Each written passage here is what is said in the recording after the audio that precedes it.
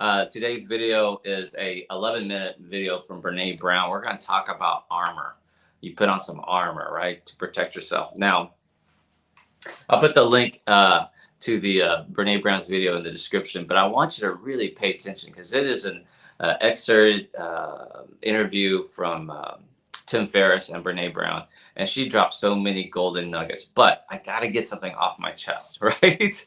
Now, what I'm about to say is going to offend and trigger the weight loss community. I promise you, the bariatric community, the obesity community, but it is true. So hang with me. Put hanging in the comment section if you're willing to hang with me through this. Like, don't lean back. In the tribe, we call it leaning back. Just lean back, just listen, take it in, okay? So what I want to do, okay, is I want to dispel this myth and comment if you've ever said this, or you've ever thought it, or you've heard somebody say it, okay? We got to get rid of this. You know, when people sit there and they say, you know, I gained weight, Dr. Vuong, because the fat was going to be my protection. Have you ever heard anyone say that?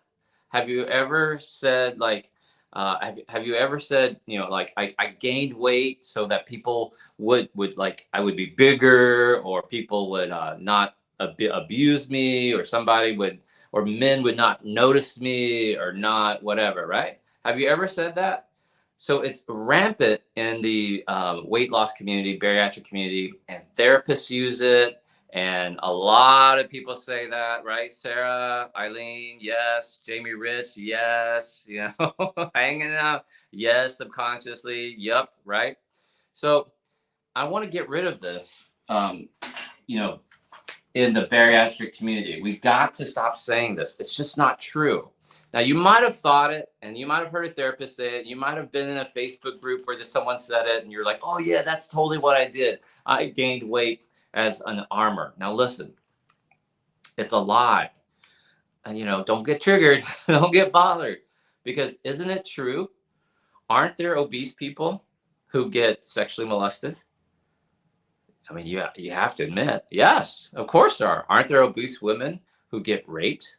Yes. Aren't a lot of obese people, when you gain the weight, wasn't your husband still an asshole? I mean, when you gain the weight, weren't you still in a verbally abusive relationship? Of course, it did not help you at all, right? Aren't there obese people at jobs that get passed up for promotion? We've studied this. Stanford University released this paper back in the 20, I think it was 2010-ish. That showed that the obese people get paid less to do the same job as their skinny counterpart. Obese people get passed up for promotion, you know, more than their skinny counterpart. If you look at the heads of businesses and CEOs, what do they look like? We've studied this, right? On average, they're over 6 foot tall, they're male, and they're white. Now that's starting to like break up a little bit. You know, there are some female CEOs and founders. That's good. It's needed. There's some Black-owned businesses, some women-owned businesses, but historically speaking, it's been a 6 foot tall white male. All right. It's, you know, very rarely is it an obese person. Now you have a few, but statistically speaking, it's not the case. So what I've always said is, write this down. Obesity is the last form of acceptable prejudice in the world.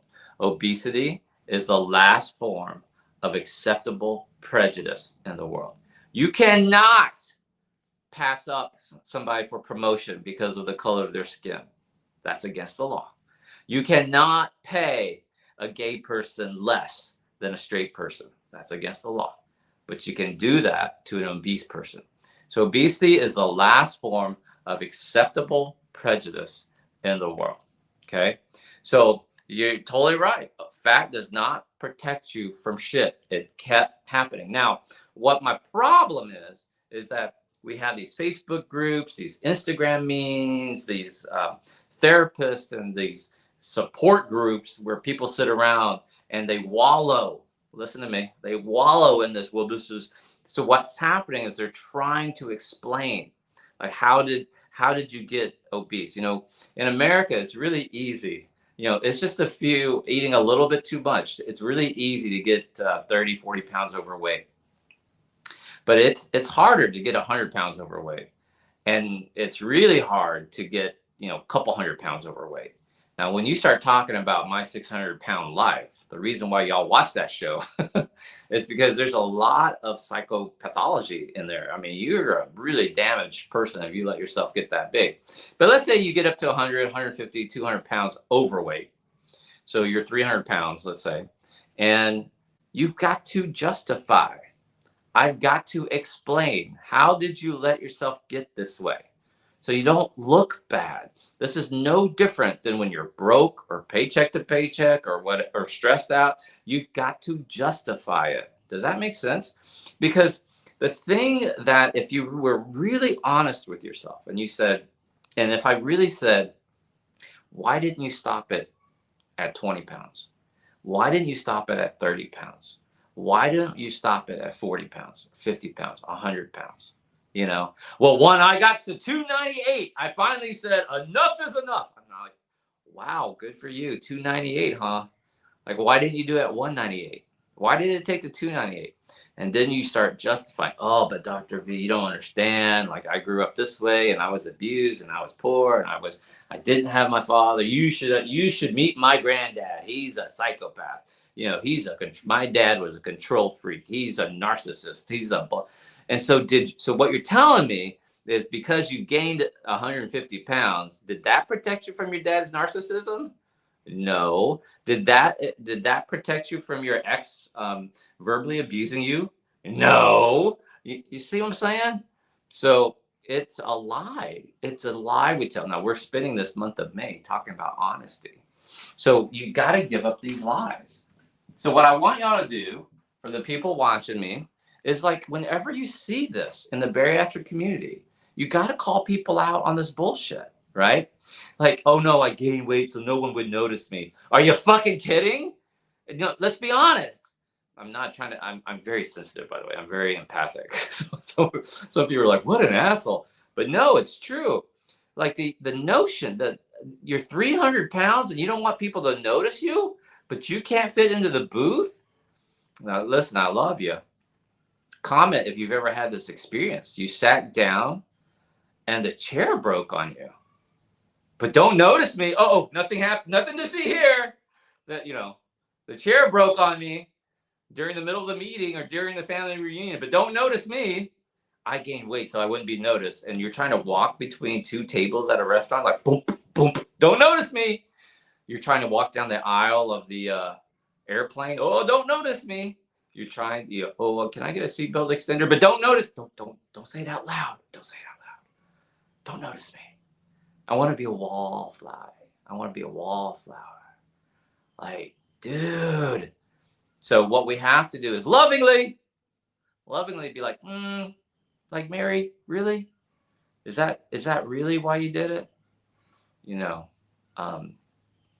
Because here's the thing about obesity that's different from, let's say, alcoholism. Comment if you know, like, a functioning alcoholic, right? Like, they hold a good job. They're probably your boss, but they're probably, by noontime there are, and I mean, like, hard alcoholics. Like, noontime they're already like a pint in. You know what I mean? Before lunch, not drinking every night. It's pandemic, but like, you can hide that. I mean, you can hide the drug addiction. You can be like Boris Becker, hide the fact that you're filing bankruptcy, right? You can hide the fact that you're having an affair, right? But obesity, whoa, wait a minute. Like, everybody knows. So, like, when you accept this fact, so honesty, right?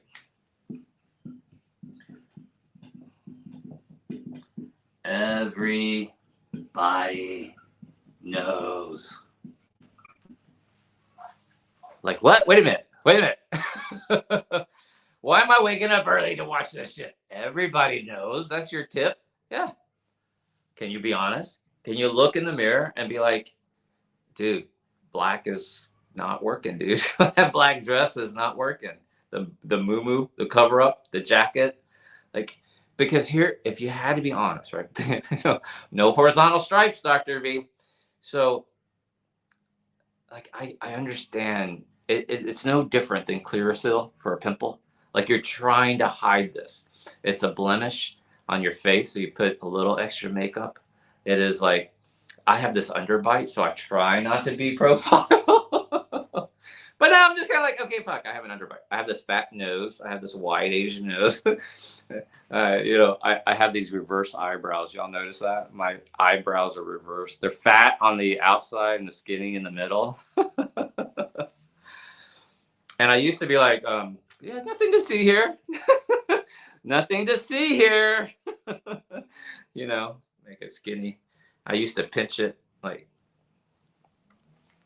and but at one point you're like, okay, I have an underbite. I have reverse eyebrows. Now what? Okay. Everybody sees it. Everybody knows. So let's say, so the honesty comes when you go, okay, I'm going to quit covering it up. I'm going to be honest. So May is our weight. This is the first month in over 2 years. First time ever that we're actually focusing on weight loss, even though it's called the weight loss challenge. We actually never focused on weight loss, but this month we are. But we're doing it at a different angle. What we're doing is we're talking about honesty. Can you be honest? Can you be honest? Here's where I am. Here's my highest weight. This is going to be your homework for tomorrow, for May 1st. I'm going to do a post. You're going to say, hey, here's my highest weight. And you might say, I don't know my highest weight. Here's my highest recorded weight. Here's my surgical weight or no surgery. And here's my lowest weight, got down to 145. Here's my current weight, regained back up to 180 or regained up to all of it. And then just, be honest with the numbers. That is super important. This is no different. My friend Steve Lloyd would tell you, you got to be honest with your finances.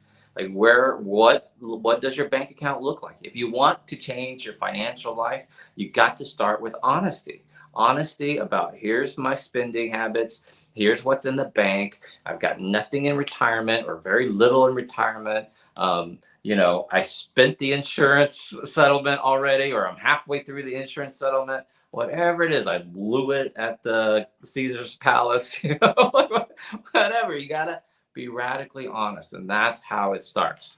Okay, so let's get to the Brene Brown's talk. This armor no longer serves you. I want you to write this down.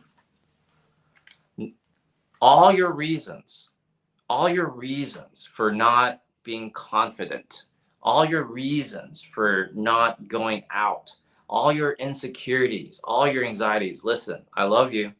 All the stories you tell, that armor no longer serves you. It's like, imagine a knight, like armor, right? And you wear your armor to protect you in battle, right? Right? And the battle's over. It's the end of the night, and you go home, and you never take it off. What's the point? The armor's not serving you. Firefighters who gear up with their helmets and their fire retardant suits. What if they came home and they just kept wearing that armor? You would go, what are you doing? Like, take it off, dude. Especially topless firefighter, take it off.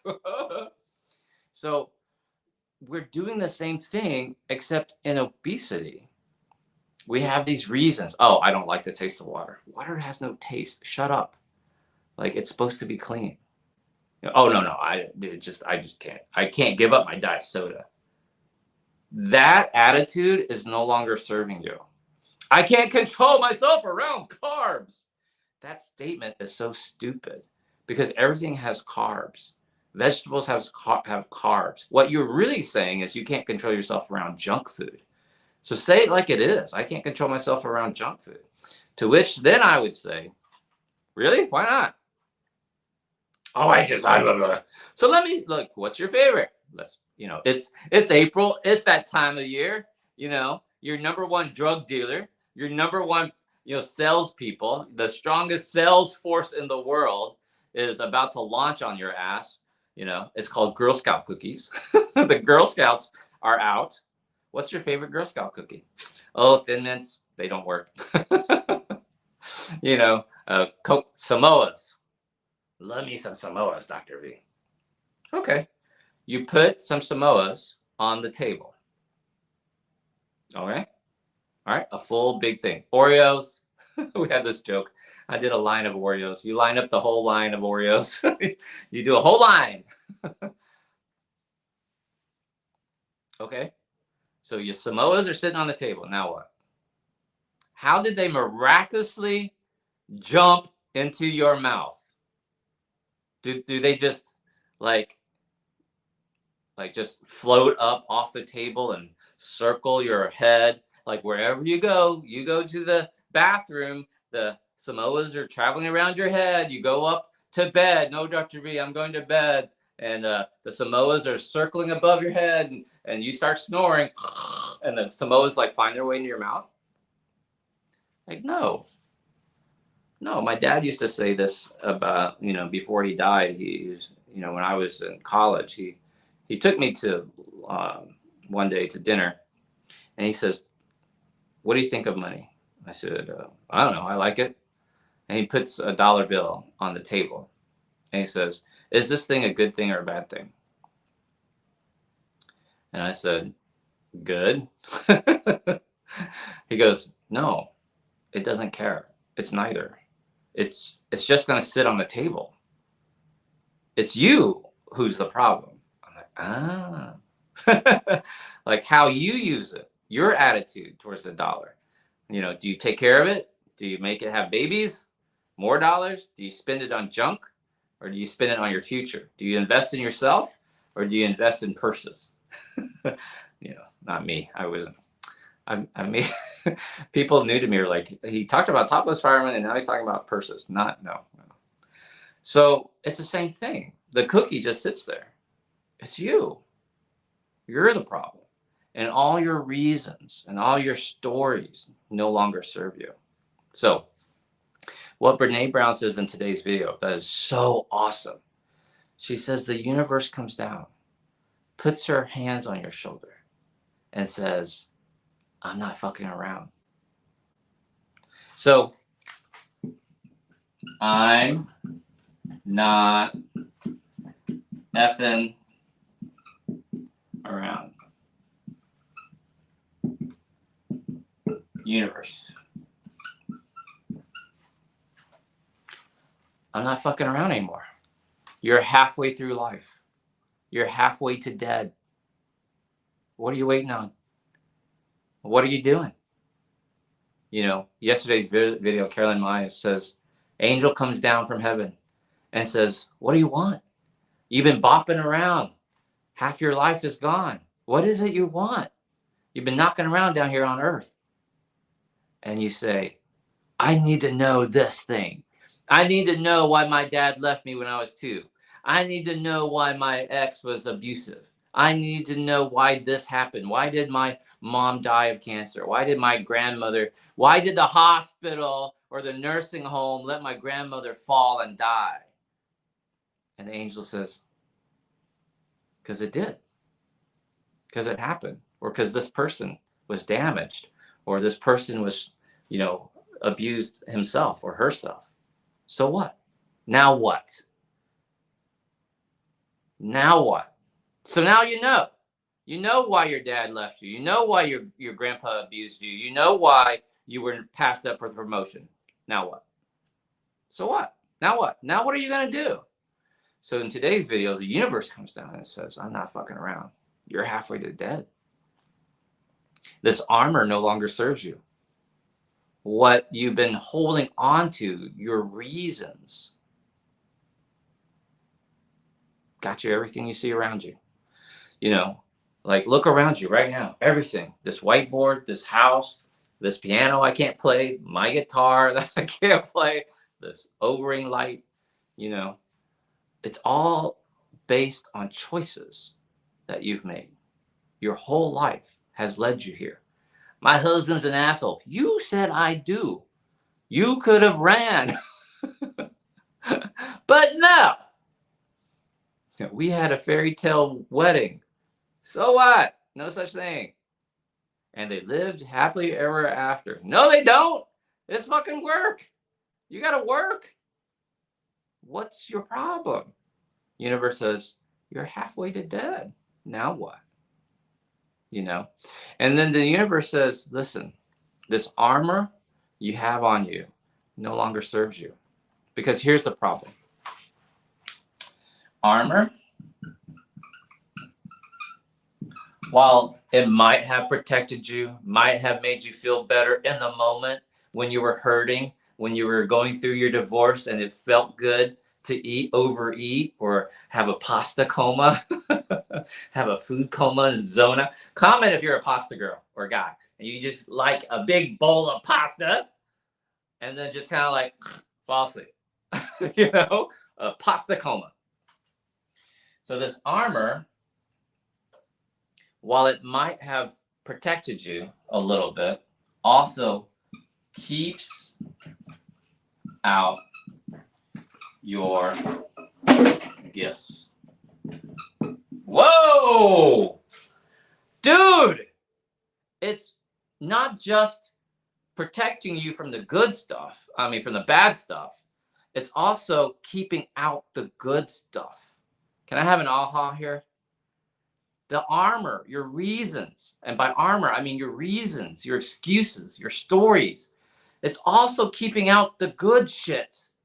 Now listen, some of y'all are like, he cusses too much. All right, let me get a little spiritual on you. How about this? What if I said to you, it keeps out your God-given gifts, the things that you were meant to be. You know, Ed Milet, who's an amazing speaker, and you know, he's $500 million. He gives this talk. I've had the privilege of seeing him speak twice, and he says, you know, I've been very successful in life, and I have this influence, but my greatest fear, and he's a spiritual man. He's a heavy believer, and he says, my greatest fear is the day I die, and I go to heaven. And God says to me, Ed, you know, faithful and loyal servant, you did an amazing job on earth. You helped lots of people. You were super successful. But let me introduce you to who I made you to be. And Ed Milet says, my biggest fear is when I meet the person that God made me to be, I wouldn't recognize them. I didn't even come close to what I could have been. Can I have a major aha here? Where you're like, what? If you are from a divine, all-powerful source, if you are created in the image of an almighty God, what keeps you up at night shouldn't be this little piddly-ass shit, right? It should be this fear that I am not becoming the person I was created to be. That should keep you up at night, man. Not what's happening in Ukraine, not politics. The fear that you are also keeping out your God-given gifts. Now, Dr. V, I understand this, okay? I'm getting it. All right, it's not serving me. The armor's keeping out my gifts. I have fucked up half of my life. I'm 45, I'm 55, I'm 60, 65, right? I'm 70 years old. What's happening?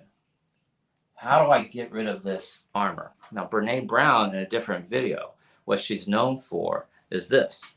And the answer is vulnerability. Boom! Mic drop right there. The answer is vulnerability. Comment if you're, whoa, wait a minute. You're dropping the vulnerability means you're dropping the armor. right? That's how now you're exposed. Now you're going into battle without armor. You're exposed. You're vulnerable. That's what that means. You give up the stories. You give up the bullshit. You said, "Hey, on it, husband. Actually, how many of you out here watching me? How many would your husbands be shocked if they actually knew your real weight? You know, what if you actually next time you go get a driver's license, you actually tell them your real weight? I am really 300 pounds. So you're like, no way. Like, yeah. When you release these lies, these stories, then you are free. This vulnerability. No, no, Dr. V, I'm scared. Someone's going to hurt me. No, vulnerability is freedom. You can finally be who God created you to be. You can finally become like the person you're meant to be. It's vulnerability. It's the way to do it, you know? Like when I went through my hard times in 2008, 2010, bankruptcy, I was so like, ow, Lord Jesus, stop. You know, like universe, stop. You think when life comes down, when universe comes down and says, hey, stop fucking around. You think, oh yeah, you're gonna tell me what to do? Like, oh, bring it on. Like, give me your best shot, universe. Give me your best shot, life. You're gonna lose that battle. Life will keep coming. If you know what I'm talking about. Is life giving you a bunch of shit right now? You got laid off. You know, your car breaks down. It's one after the other. Oh, Dr. V, these things come in threes. No, they don't. They keep coming. And like, think about your life. If your life is not where you want it to be, things didn't come in threes. Things have fucking come my whole life. I didn't get this job. My first husband was gay. My second husband was a cheater. Like it just keeps coming. It came a whole life. And average people, and you're not average because you're watching me. Average people go, oh, things come in threes. They say things come in three. No, they don't. Wildfire right now, war in Ukraine. Now we have wildfire. We got pandemic. The market's about to crash. Inflation's through the roof. Like, it doesn't stop, dude. So you're not going to win this battle against the universe. So what you have to say is to the guardian angel, to your spouse, your significant other, your kids, I fucked up. Here's what I did. I cheated on my taxes. Poor specker. We are paycheck to paycheck. We really can't afford this house. We definitely can't afford the lake house. Like, what do you mean? We're no longer going to the lake house? No, we can't afford it. But it was grandpa's and they left it to you. We can't afford it. You understand? Like, I can't afford to send you to college. I can't afford to repair, the transmission on the car. You have to have this, you have to let down this guard. And when you go see your doctor, I mean, you have to be honest and say, yeah, this is what I'm dealing with. I'm eating at night. I'm eating junk food. And I've helped thousands of patients with obesity. And I can't tell you how many times I've heard, I don't know why I'm overweight. I hardly eat. Really? How's that? Really? You hardly eat. What's the second part of the sentence? I hardly eat in front of my husband. I hardly eat in front of my kids. I hardly eat at one meal, but I eat all day long. And what's the real answer? That's vulnerability. So it's through this radical transparency, right? What I want to add to you is this word. Like, if you don't do anything, I would do this. Add radical to the word. Radical vulnerability, radical humility, radical transparency, radical transparency. Say it like it is, how it is, what's going on. Okay. So Brene Brown in a different video says, here's the problem, right? When you try, Dr. V, I eat to numb the pain. Comment if that's you. I eat to zone out. I eat to hide the feelings. So here's the problem. If you're trying to eat or drink or do drugs to hide the shame or guilt or bad feeling, you cannot, write this down, you cannot selectively keep out feelings. When you numb yourself with food because of the stress, the anxiety, whatever you want to call it, when you numb yourself, you're also numbing the good shit. You're also numbing the same source where that shame comes from is also the birthplace of creativity and inspiration and genius and all your artistic talents and your confidence and your goodness and your kindness. It's all the same source.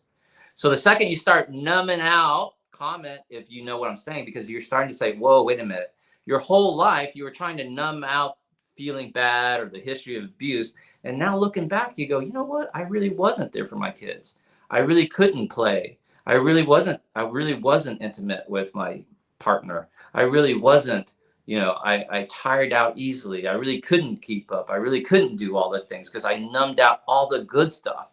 I really limited my creativity. My self-confidence was lacking. So I didn't go for the Broadway play. I didn't move to LA to become an actress. I didn't go to medical school or nursing school because I lacked the confidence. I believed that I wasn't smart enough. It's the birthplace of all of that shit comes from the same place. So you can't do that. You can't selectively numb. No, Dr. V, if I do this, I won't feel anxiety, but I will still get all of the loving and the kindness and all the gifts that the universe is giving me. No, the armor keeps out all of your God-given gifts. Keeps out the good stuff, keeps out the bad stuff. It doesn't, no. It's just armor. Does that make sense? Is this good shit? Is this helpful? Sometimes I feel like I'm just in here like talking to like nobody. Did anyone hear me? Right? And the last thing, and we're going to wrap this up. So, okay, Dr. V, I'm going to stop the bullshit. I'm going to join weightlosschallenge.com. I am going to show up every morning. I'm going to find my tribe, my people that's going to keep me accountable. All right. I'm going to stop it with the bullshit. I'm going to tell my husband today or my wife today, honey, the reason why we're not having sex is I can't lay flat on my back anymore. Okay. I'm 298 pounds. Okay. So you're going to get vulnerable. You're going to let down the lies. You're going to get vulnerable. Hey, babe, we're bank account's low. I have an Amazon box therapy problem. Do you guys know this box therapy thing? It's a thing. Like people make YouTube videos where you buy, you order something from Amazon and then you like slowly open it to see what's in it. And like the whole scratching, like cutting and the tearing of the tape, they call it like box therapy. It's like, woo, makes people feel good.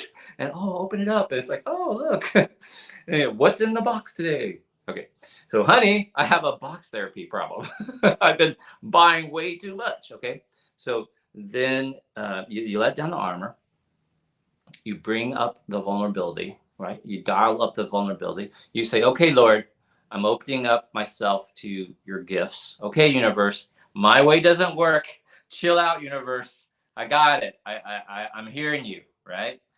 Universe says, I'm not fucking around. You're halfway to dead. And you go, okay, I hear you, Lord. I hear you. So now what, Dr. V? What's the next step? And in today's video, Brene Brown says the last thing you need to do, the answer is curiosity. The answer is curiosity. It's your new superpower. So if I'm going to like wave my magic wand for all of you watching out there, and I could give you one gift, it's the gift of curiosity. Like get curious. Get curious about your health, your weight loss, macros, micros. Get curious to see how far you can walk. Could I do 10,000 steps? Maybe you can only do 1,000 steps right now. Can you get it up to 10,000? I'm curious. I'm curious to see how much money I can make this year. I'm curious to see, listen to me, if I could take my annual income and turn it into my monthly income. Whoa, wait, people do that? I did it. No, I haven't done it yet, but that's my goal. So for those of you who don't know, I retired from surgery in 2018, 4.5 years. I'm coming out of retirement to build this ranch, this glamping site in New Mexico. Not anywhere near the fires, but I'll give you more details as that's coming up. But I'm, just doing this, being an influencer. I make more money now than I did as a surgeon. I do. A couple months ago, I surpassed how much I used to make as a surgeon. Well, Dr. V, you must be like so super busy. No, that's the problem. I'm not. I work about an hour a day, roughly 10 hours a week. So my 40 hours a month, average work time is 40 hours a week. I do that in a month. And I make more now than I did as a surgeon when I was working 80 hours a week. That makes sense. And I do that 40 hours in a month.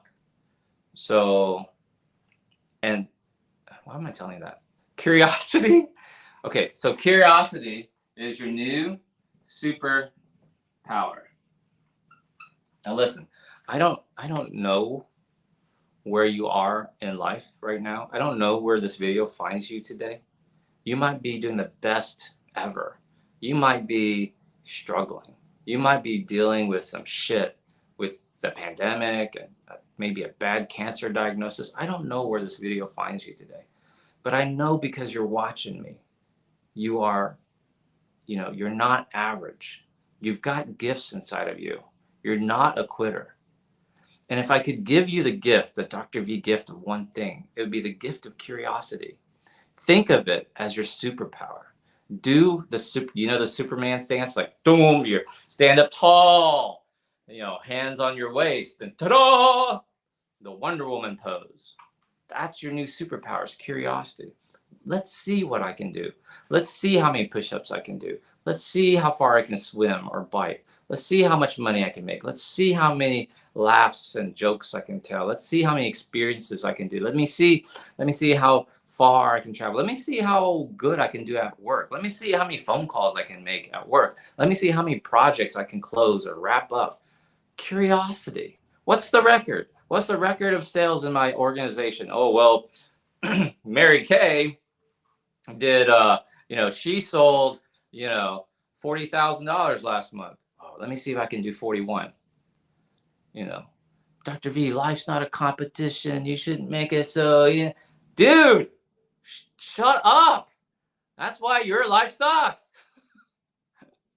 Dude, we are meant to compete, and you're meant to go after your God-given gifts, and you're meant to become more and do more, right? Just get curious, start asking, let down the armor. We all know you're struggling. We're all struggling. We all come with stories. We all have stories, right? Does that make sense? Now, I know there's more in you. Comment if you know there's more in you. Les Brown says, it's his talks, and I'll do the same. Raise your hand. Put me in the comment section. Put me in the comment section if you had your life to do over again, you could do it better. Put me in the comment section. If you could do your life over again, you could do it better. Someone put me for Dr. V. I know if I had my life to do over again, I could be a billionaire. I couldn't be president. I wasn't born here. But you understand what I'm saying. I could do it. As great of a life as I have, I could do even more. Universally, everybody. Every time I ask that in an audience, before I speak, 100% of people raise their hands. Right? If you had your life to do over again, I know you could do it better. You could do it better. And that's my wish and prayer for you, is that today, starting today, right now, after this video, you just make this decision. You choose the power of choice. I know better. I do better. I know better. I do better. I love y'all very much. I'll see you next time.